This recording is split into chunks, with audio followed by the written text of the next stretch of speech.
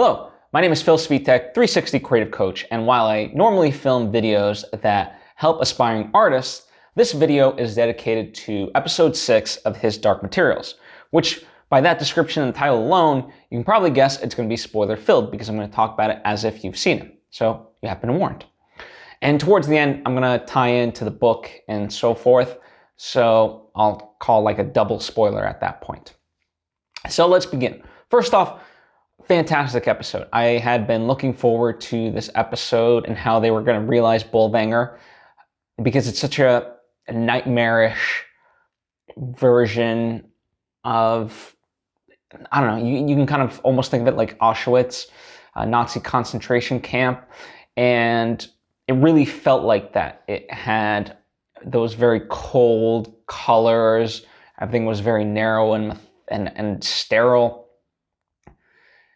And just the way the children were and so forth, like there was a lot of amazing visuals throughout to really solidify this as a horrific place. In fact, one of the great kind of storytelling devices was when Lyra sees the rest of the children and then one of the girls gets called forth.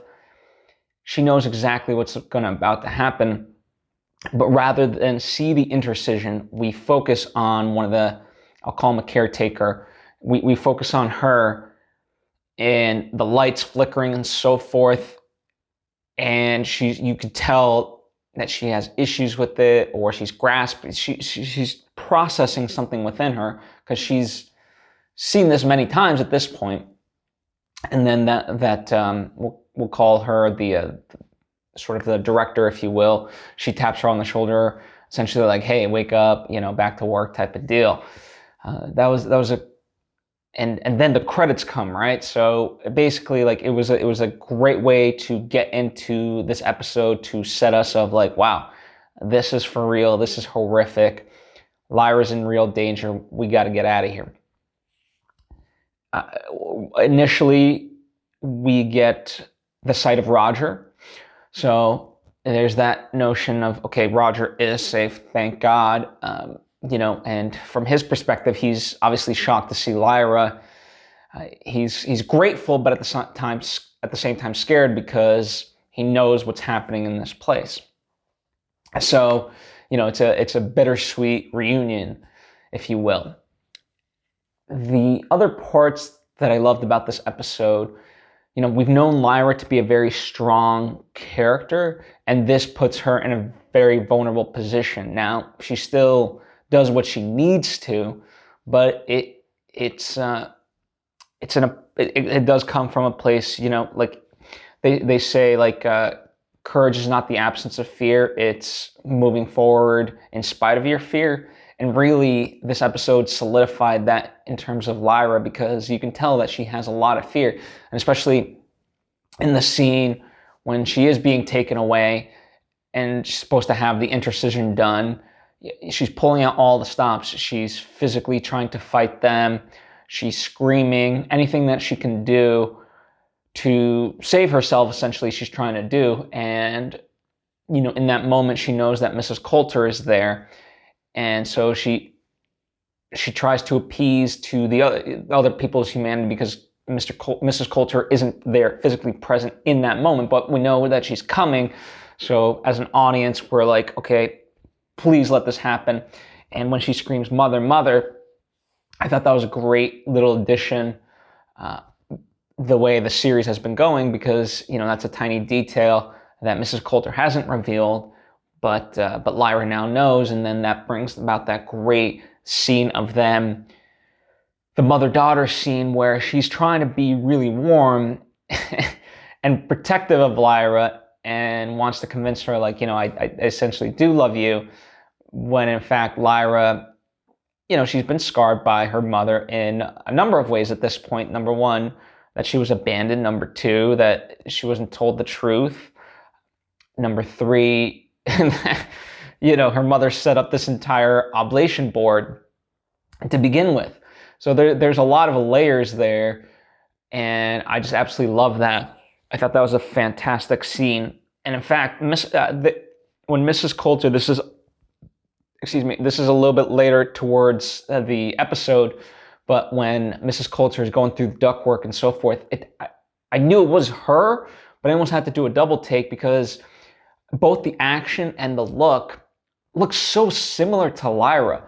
And I thought that was a really cool moment to show, like, wow, you know, you always knew that Mrs. Coulter is her mother. You know, they do resemble each other physically, but in that moment, like, it just drove it really home. And I don't know, I just really appreciated that. I thought that was a beautiful, beautiful touch in terms of, you know, you could see that, wow, that Mrs. Coulter is very smart, and Lyra has a lot of those same qualities. And, you know, it's really up to Lyra in terms of choice. She could down the line become like Mrs. Coulter, or she could choose something different. So I think that sets up a lot of things well, especially when we know that she's supposed to be destined for greatness or destined for something, as Serafina Pekkala tells Lee Scoresby. And I love Lee's and Lyra's interactions. I think they're wonderful. And, you know, I think he's very humanized, speaking of Lee, in this episode. We've known that he's had an appreciation for Lyra, same as Iorek, by the way, which there's that great line of Iorek being like, you know, you're welcome type of thing after he helps save her from one of the attackers. But she's all business. So I love the way they're developing these relationships, and with Lee Scoresby in particular, you know, even though he wants more money for what he's about to do, he knows it's the right thing to help her. And I love that he jokes about Serafina plucking at his heartstrings, essentially. I thought just wonderful, wonderful, which is why, you know, when we get to the end of the episode, it's so gut-wrenching. It's a literal cliffhanger, right? You know, Lee says, grab my hand, and unfortunately she goes, and you can see the torment in his face. I mean, and especially after what Serafina said, it's like, you know, did I essentially mess everything up? Like, I don't think he's thinking about the prophecy in that moment, you know, her destiny of like, wow, the fate of the world was in my hands. I think, but obviously that does come into play, at least subconsciously, but also his primary thing is like, wow, I really love this child, and, you know, there she went. So I thought overall the action sequences were really well done. And one of the cool parts was that Roger actually had you saw Roger become a leader. I feel like in the book, he was very much sort of a timid character. We didn't get a lot of him. And I appreciated that, you know, he tried to save the children that have been cut from their demons. And he said, like, hey, you have a choice. Like, and, you know, he's trying to help them regain their humanity. And that also got juxtaposed nicely with Ma Costa. I mean, she was talking about a badass person, a female character that Lyra should look up to. And Ma Costa was fantastic. Just as a quick side tangent, when they said goodbye to each other, you know, that was an emotional scene because, you know, I don't know. I think they both know that they might not ever see each other again. You know, there's no guarantees of anything in this world, and I think they've come to realize that certainly with Billy having passed away, you know, they were trying so desperately to save him, and you know, I appreciate Ma Costa saying he didn't die in vain, but it goes to show that, you know, once you sort of part from somebody, you might not ever see him again. So the very emotional scene. But going back to my original point in terms of Ma Costa, you know, she says. She makes that declaration that that Billy's death wasn't really for naught, and if parents don't want their children back because they're different, the ones that have been cut away from their demons, well, then the Gyptians will take care of them. And I think that's a very tender scene and very tender gesture. So now kind of opening up the doors a little bit wider and talking about the book, you know, none of that scene we don't really get Ma Costa. I mean, Ma Costa in the book, she's long gone. She stayed back. It was only the Egyptian men that went. So I appreciate this change because it does bring about that scene, and it really is wonderful. And the other addition that I thought was really well done in this episode was Will Parry. Now, we've seen him before, obviously, but in this episode in particular, it was great to kind of see him continue to study his father. So he's getting backstory, and in very simple, small time, we start to see that he's gathering information, and he's starting to learn various things, which in the book series, it doesn't happen until later on with the subtle knife in the second book. But I think it would be very hard for them to do that as like in a season 2 of just Will's backstory. So I appreciate them layering in it now because it's a very much show don't tell. So that way when we get to the subtle knife events as kind of being indicated, we'll already know this stuff. So I think they are making the right choices in terms of how to go about it. Also, as a quick stray observation, I really liked that the male doctor, if you will, he was questioning what they were doing. And I appreciate that push and pull of, is dust good, is dust bad?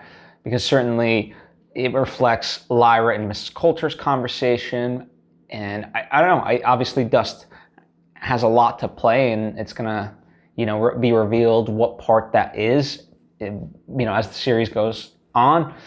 But I do like that questioning of it, and obviously like that justification for them is, we have to sacrifice the few for the many. But do we really know what dust is? Well, that's part of what we'll see, and that's a lot of fun. Anyway, that's it for my review of episode 6. I'm very much looking forward to episode 7 and 8. We've only got 2 more episodes left, and I think they're going to be exciting. I'm excited to see Lord Asriel and so forth. And let me know what you think down in the comments section. I'd be very curious to know. In particular, one of the things that I realized that I haven't really talked about, I always talk about the books, but Phillip Pullman has started another trilogy, the Dust series, and it's about Lyra 20 years after these events and so forth. Now, I haven't read those books yet. In fact, he hasn't completed the trilogy. There's only 2 books out at the moment. But if you have read those books, I'd be very curious to know how those books inform, if at all, this body of work, this TV show, or your reading of the Golden Compass now and so forth. I'd be very curious to know. So please, if you have read those books, let me know. And unfortunately, I don't think I'll finish them. They're very thick. They're certainly much thicker than any of his Dark Material trilogy books. But I won't finish them before the season finale. But for season 2, I'll hopefully have that information as well and be able to tie all of it in. Anyway, all that to say that please, let's keep the discussion going. I love this series, this body of work from Phillip Pullman, and I want to discuss it with you. Thanks for watching. I'm at Phil Svitek on social media, and I'll see you next time.